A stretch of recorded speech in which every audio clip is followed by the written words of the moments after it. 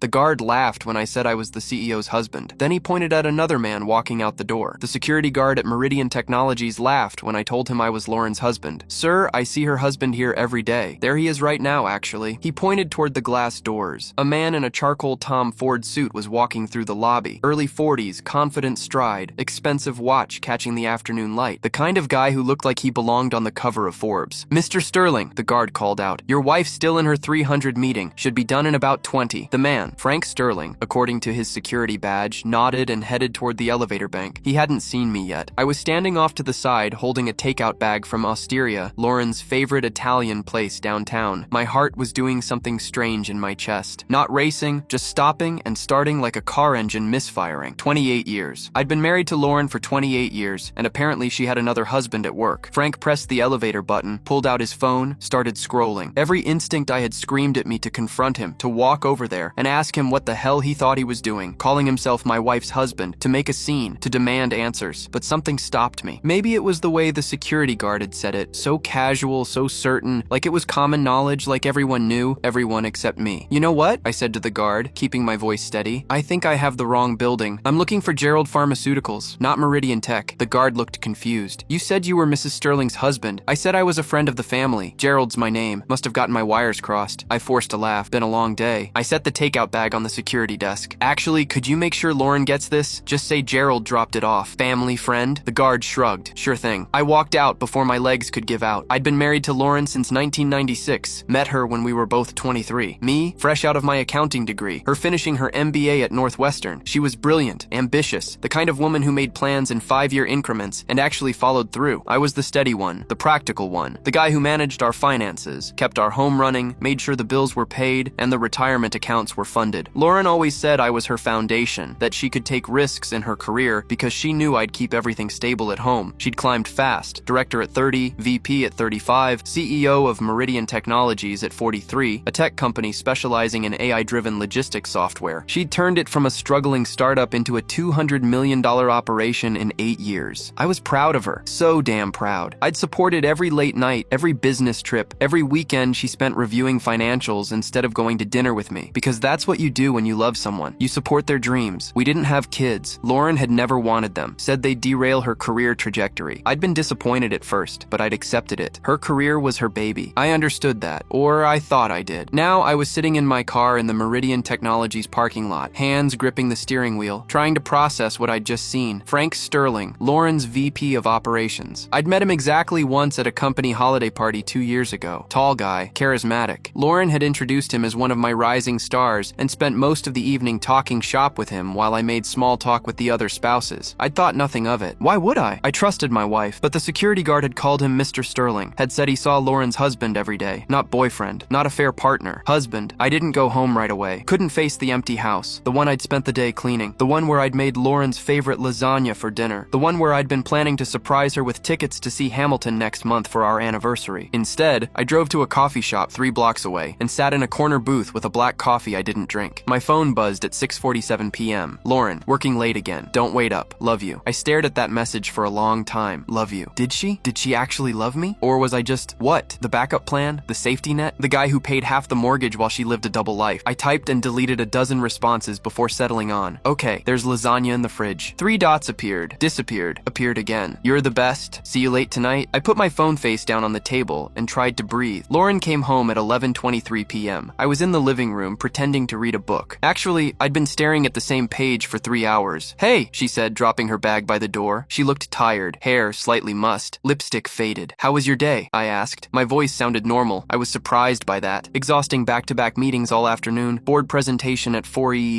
Then Frank and I had to go through the Q3 projections. She headed to the kitchen. Did you say there's lasagna? Yeah, in the fridge. I listened to her move around the kitchen, the microwave humming, the refrigerator opening and closing, the familiar sounds of my wife existing in our home. Our home. Was it even our home anymore? Or had that become a lie too? She came back with a plate of reheated lasagna and sat in the armchair across from me. This is perfect. I'm starving. I actually stopped by your office today, I said casually. Brought you lunch from Osteria. She paused mid-bite just for a second. A tiny hesitation that most people wouldn't notice. But I'd been married to her for 28 years. I noticed. You did? I didn't get anything. I gave it to Frank Sterling. Figured he could pass it along. Oh, she took another bite, chewed, swallowed. He didn't mention it. Maybe it got lost in the shuffle. Busy day, you know. She was lying perfectly. Not a single crack in her composure. How is Frank? I asked. Nice guy. He's great. Best VP I've ever worked with. Really gets the vision. You know, we're in sync on pretty much everything. In sync. That's good. Important to have a strong working relationship. Absolutely. She smiled at me. The same smile I'd fallen in love with 28 years ago. Thanks for trying to bring me lunch, though. That was sweet. Anytime. We sat there for a while, her eating lasagna, me pretending to read like a normal married couple on a Tuesday night, except nothing was normal anymore. I waited until she was asleep. Lauren always slept deeply. Years of running on caffeine and adrenaline had trained her to shut down completely when she finally crashed. By midnight, she was out cold. I went to her study. The door was never locked. Why would it be? I was her husband. She trusted me. Her laptop was on the desk, closed, but not locked. I knew her password, had known it for years. It was our wedding date, seems.One.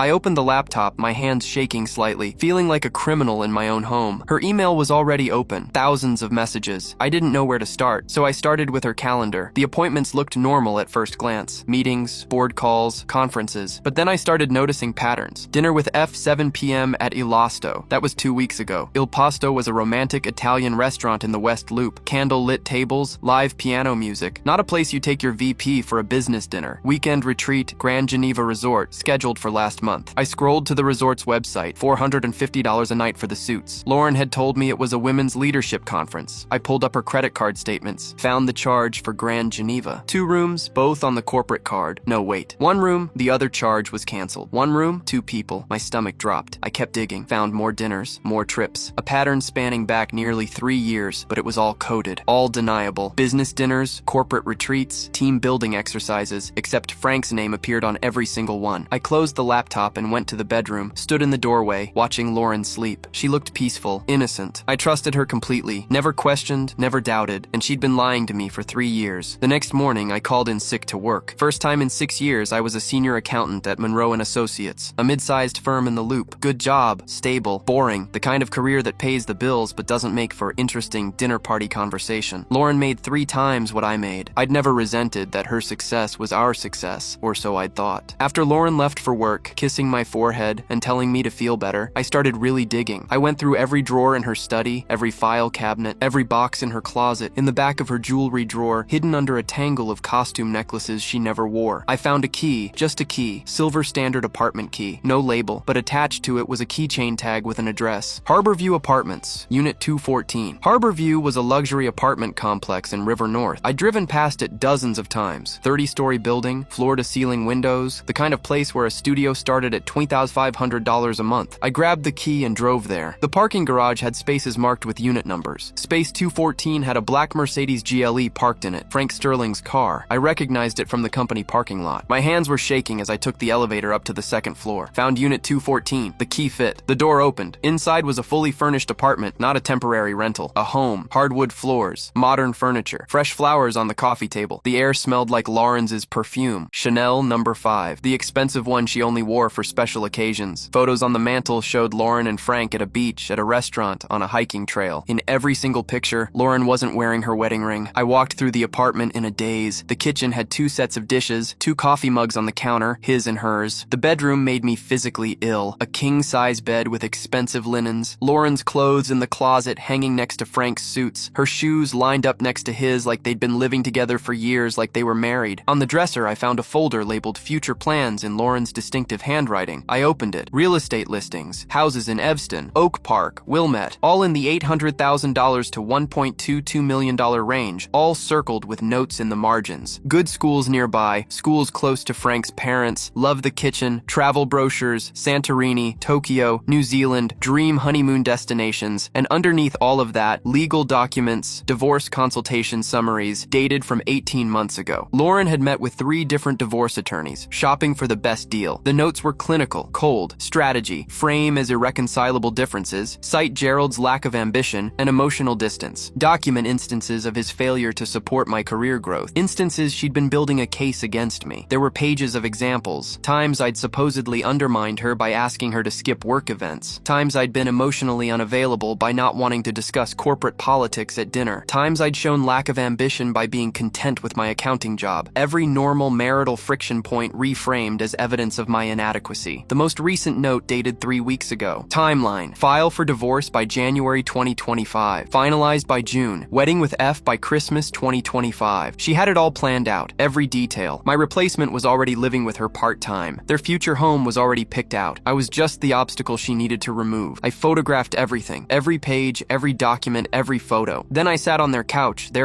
in their apartment, in their secret life, and tried to process the fact that my 28-year marriage had been a lie for at least 3 years. I went back to my car and just drove. No destination, just drove. My phone rang at 3:47 p.m. Lauren. I let it go to voicemail. She called again at 4:15 p.m., then 4:32 p.m., then sent a clears throat text. Where are you? Are you feeling better? I didn't respond. At 6 g.m., I pulled into a parking lot and finally listened to her voicemails. Hey, honey, just checking in. Hope you're feeling better. Call me when you get this. Gerald, I'm getting worried. You're not answering. Are you okay? Seriously, where are you? I'm about to call hospitals. Please call me back. The concern in her voice sounded so real, so genuine. She was good, really good. I called her back. Oh, thank God. She answered immediately. Where have you been? I was so worried. Just drove around. Needed to clear my head. I'm fine. You scared me. Are you coming home? Home? What a joke. Yeah, I'll be there soon. Good. I'm leaving work early. I'll pick up Thai food on the way. Your favorite. My favorite. She still remembered my favorite food. Still pretended to care about the small details. Sounds good. Love you, she said. Yeah, I replied. You too. I hung up before she could hear the crack in my voice. That night, we ate Thai food at our dining room table. Lauren told me about her day. Some crisis with a client, a difficult board member, the usual corporate drama. I nodded in the right places, made appropriate comments, played the role of supportive husband, all while knowing that in a few months, she planned to divorce me and marry Frank Sterling. After dinner, she suggested we watch a movie. We settled on the couch, her head on my shoulder, just like we'd done 1,000 times before, except now I could smell her perfume, the expensive one, and I knew she'd been at that apartment today living her other life with her other husband. Gerald, she said during a quiet moment in the movie. Yeah, are we okay? You seem distant. Distant, that word from her notes, part of her case against me. I'm fine, just not feeling great still. Okay, she squeezed my hand. Let me know if you need anything. I will. We finished the movie, went to bed. She fell asleep almost immediately, curled on her side. I lay awake until 3 a.m. staring at the ceiling, planning my next move. The next morning, I called in sick again. Lauren left for work at 7:15 a.m., kissing my forehead and telling me to rest. The second she was gone, I went back to her study. I'd been an accountant for 22 years. I knew how to find financial irregularities, and now that I knew what I was looking for, the pattern was obvious. Our joint checking account showed consistent deposits from both our paychecks. Mine $6,200 monthly after taxes. Lauren's roughly $11,000 monthly after taxes, but our expenses, mortgage, utilities, groceries, insurance, everything came to about $8,500 monthly. We should have been saving about $8,700 a month. Over 3 years, that should be over $300,000 in savings. Our savings account had $47,000. Where had $250,000 gone? I pulled up Lauren's personal credit card. The one she claimed was for business expenses that get reimbursed. Harborview Apartments, $3, $200 monthly rent for 3 years, $11,500. Furniture, $24,000 in purchases from West Elm, Pottery Barn, Crate and Barrel. Travel, $31,000 to various luxury destinations. Dining, hundreds of charges at expensive restaurants. She'd been funding her entire secret life with our joint money, my money. While I'd been eating leftovers and driving a 10-year-old Honda Civic, she'd been playing house with Frank Sterling in a $3,200 a month apartment using money I'd earned. I documented everything, downloaded 3 years of bank statements, credit card records, investment account transfers. Then I started looking at Meridian Technologies' corporate filings. This was where my accounting background really paid off. I knew how to read financial statements, how to spot irregularities, how to see the story behind the numbers, and the story was damning. Lauren had been restructuring the company quietly without board approval to position Frank Sterling as her successor. She'd moved resources into his department, given him control over key accounts, positioned him for a promotion to COO, a position that didn't exist yet. She was building him a golden ladder to the top while making herself look like a kingmaker. But she'd done it by redirecting company resources without proper authorization, by making financial decisions that benefited her personal relationship rather than shareholder interests. That was corporate misconduct, possibly fraud. I took screenshots of everything, organized it into folders, built a timeline. Then I called Richard Morrison. Richard Morrison was the chairman of Meridian Technologies' board of directors. I'd met him twice at company events. Retired hedge fund manager, late 60s, sharp as a tack. Gerald Hartman, I said when he answered. Lauren's husband. We met at the holiday party 2 years ago. Of course. How are you? Is Lauren all right? She's fine. I'm actually calling about some concerns I have regarding the company. A pause. What kind of concerns? The kind that involve unauthorized corporate restructuring and misuse of company resources. Do you have time to meet today? Another pause. Longer this time. I can be at your office in 2 hours. I work from home. I'll text you the address. Richard Morrison arrived at 2 p.m. Sharp, tall, silver-haired, wearing a suit that probably probably cost more than my car. I offered him coffee. He accepted. We sat in my living room, the room where Lauren and I had watched movies and celebrated anniversaries and built a life together. The room that was apparently just a set piece in her double life. "Show me what you've got," Richard said. I pulled out my laptop and walked him through everything. The apartment, the photos, the divorce planning documents, the corporate restructuring. His expression grew darker with every revelation. "Jesus Christ," he muttered when I showed him the financial irregularities. "She's been redirecting capital expenditure budgets without board approval as far as I can tell, and specifically to benefit Frank Sterling's department. Why would she do that?" I pulled up the photos from the apartment. Richard's jaw tightened. "They're having an affair. More than that, they're living together part-time. She's planning to divorce me and marry him, and she's been positioning him to take over the company. That's a massive conflict of interest. She has a fiduciary duty to the board, to the shareholders." He stopped, ran a hand through his hair. "Do you have copies of all this? Everything's in this folder." I handed him a USB drive, bank records, corporate filings, photos, timeline, all of it. "I need to call an emergency board meeting." I figured. He stood up. "Gerald, I'm sorry for what she's done to you personally, but also, thank you. If this had gone unchecked much longer, the damage to the company could have been catastrophic." "I'm not doing this for revenge," I said, though that was partly a lie. "I'm doing it because it's the truth, and I'm done pretending not to see what's right in front of me." Richard shook my hand. "I'll be in touch." Lauren came home at 6:15 p.m. Earlier than usual, I was making dinner, chicken stir-fry, something simple. When she walked in, one look at her face told me Richard had already called the emergency board meeting. "You son of a bitch," she said. Her voice was shaking. "You called Richard Morrison. My own husband is trying to destroy my career." I kept stirring the vegetables, didn't turn around. I shared some information I thought the board should have. "That's all information? You showed him private photos. You went through my personal files. Your personal files in our shared apartment. Your personal life funded by our joint bank account." She grabbed my arm, spun me around. "This is different. This is my professional reputation. And sleeping with your VP while restructuring the company to benefit him personally. That's professional." Her face went pale. "What do you want?" she asked quietly. "Money? The house? What?" "I don't want anything from you, Lauren. You set this in motion 3 years ago. I'm just refusing to be the fool while you execute your plan." "What plan?" I pulled out my phone, showed her the photos I'd taken at the apartment. Her face in every picture. The folder labeled future plans. "This plan, the one where you divorce me by January, marry Frank by Christmas, and live happily ever after in your Evanston dream home." She sat down heavily on a kitchen chair. "How did you? I found the key to your other life. Gerald, 28 years. Lauren, I supported every decision you made. Every late night, every business trip, every sacrifice because I loved you. Because I thought we were building something together. You were building an exit strategy and I was funding it." She started crying. Real tears this time. "Not the manipulative kind. I'm sorry. I never meant for it to happen like this." "How did you mean for it to happen? Were you going to tell me before or after you filed for divorce?" She didn't answer. "That's what I thought." I turned off the stove, grabbed my keys. "Where are you going?" she asked. "Hotel. I'll have divorce papers drawn up by Monday." "Wait, there's nothing left to say, Lauren. You made your choice years ago. I'm just catching up. I filed for divorce that Monday. Hired Jennifer Kowalski, a family law attorney with 23 years of experience." She looked at my evidence and whistled. "This is one of the clearest cases of marital misconduct I've ever seen. The secret apartment, the financial deception, the documented timeline of her planning to leave you. You're going to do very well in this divorce. I don't care about doing well. I just want out. You should care. She used marital funds to support an affair. That's financial infidelity. Illinois law takes that seriously." The board meeting happened that same afternoon. I wasn't there, but Richard called me at 5:47 p.m. "Frank Sterling has been terminated effective immediately. Lauren's on administrative probation. Her authority is severely restricted pending a full investigation and the restructuring being reversed. We've hired a forensic accountant to do a complete audit. If we find she violated fiduciary duty or committed fraud, she could face criminal charges, not just termination." Jesus, she built this house of cards. "Gerald, you just knocked it down." Lauren called me that night. I was in a Marriott near O'Hare eating takeout Chinese and watching ESPN. "You've destroyed everything," she said. She was crying. "Frank lost his job. The board is investigating me. My career is over. How could you do this? How could I?" My voice was ice. "You spent 3 years planning my replacement. You stole $250,000 from our joint account to fund your affair. You committed corporate fraud to benefit your lover. And you're asking how I could do this? I was going to tell you when after you filed for divorce after you married Frank by Christmas like you planned." Silence. "You knew about that. I know everything, Lauren. The apartment, the lawyers, the timeline, the real estate listings, all of it. Please." Her voice broke. "We can fix this. I'll end things with Frank. We can go to counseling. I'll do anything. Frank already lost his job because of you, and now you want to abandon him too. At least be consistent in who you betray. That's not fair." "Fair?" I laughed. It sounded bitter even to me. "You want to talk about fair? You spent 28 years building my trust just so you could execute the perfect betrayal. You documented every small argument as evidence against me. You built a legal case while I was cooking dinner and doing laundry and supporting your career. I loved you. No, you loved what I provided. Stability, financial security, a foundation you could stand on while you built your empire. And the second you found someone who fit your life better, you started planning to trade me in. It wasn't like that. It was exactly like that. And you know what the worst part is? You were going to make me the villain. All those notes about my lack of ambition, my emotional distance, my failure to support your career. You were going to divorce me and make it my fault. She was sobbing now. Please, Gerald. 28 years. That has to mean something. It did. Past tense. You killed it when you got the key to apartment 214. I hung up. She tried calling back 6 times. I blocked her number. The divorce took 4 months. Lauren fought it initially, but Jennifer was right. The evidence was overwhelming. I got the house. She got to keep her car and her damaged reputation. The board investigation concluded that Lauren had violated her fiduciary duty by restructuring the company to benefit her personal relationship. She was forced to resign in March 2025. No golden parachute, no generous severance, just gone. Frank Sterling filed a lawsuit against both Lauren and Meridian Tech, claiming wrongful termination. It was dismissed. Turns out having an affair with your CEO and benefiting from unauthorized corporate restructuring is actually a fireable offense. Last I heard, they broke up 3 months after everything collapsed. Frank blamed Lauren for ruining his career. Lauren blamed Frank for not being worth the sacrifice. Neither of them took any responsibility for their own choices. I sold the house in June. Too many memories, too many ghosts. Bought a condo in Lakeview. Smaller, simpler, mine. Started dating again in August. Nothing serious, just testing the waters, learning to trust again. It's slow going. My therapist, Dr. Sarah Chen, clinical psychologist with 18 years of experience, says that's normal. That betrayal trauma takes time to heal. That I shouldn't rush it. I'm not rushing anything anymore. One day at a time, one choice at a time, one truth at a time. I ran into Lauren once about 8 months after the divorce finalized. She was at Whole Foods looking at organic vegetables. She'd lost weight, looked tired. Our eyes met. She froze. I nodded, kept walking. She didn't follow me. Part of me wondered if I should feel sorry for her. She'd lost everything. Her career, her relationship, her reputation. But then I remembered apartment 214, the folder labeled future plans, the cold, calculated notes about building a case against me, and I didn't feel sorry anymore. I just felt free. 2 years after everything exploded, I got a LinkedIn message from Frank Sterling. I know you have no reason to talk to me, but I wanted to apologize for everything. I knew she was married. I knew what we were doing was wrong. I told myself the marriage was already over, that we were in love, that it justified everything. It didn't. You deserved better. So did everyone at Meridian. I'm sorry. I stared at that message for a long time. Then I closed it without responding. Some apologies come too late to matter. Some betrayals don't get forgiveness. And sometimes the best response to someone who helped destroy your life is just silence. People ask me sometimes if I regret how I handled it, if I should have confronted Lauren privately, given her a chance to explain. The answer is no, because she'd had 3 years to explain, 3 years to tell the truth, 3 years to choose our marriage over her affair. She chose Frank, chose the apartment, chose the future she was building without me. I just made sure everyone else knew what she'd chosen. 3 years after the divorce, I'm sitting in my condo on a Saturday morning, drinking coffee and reading the news. My phone buzzes. A text from my girlfriend Amy, someone I met at a bookstore who knows my whole history and chose me anyway. Brunch at 11 Sao. I'm thinking that French place you love. I smile and text back. Perfect. See you there. I put down my phone and look out the window at Lake Michigan. The water's gray today, choppy with wind. Behind me, my home is quiet, small, honest. No secret apartments, no hidden lives, no carefully constructed lies. Just truth. Simple, painful, free. And you know what? That's enough. That's more than enough. That's everything.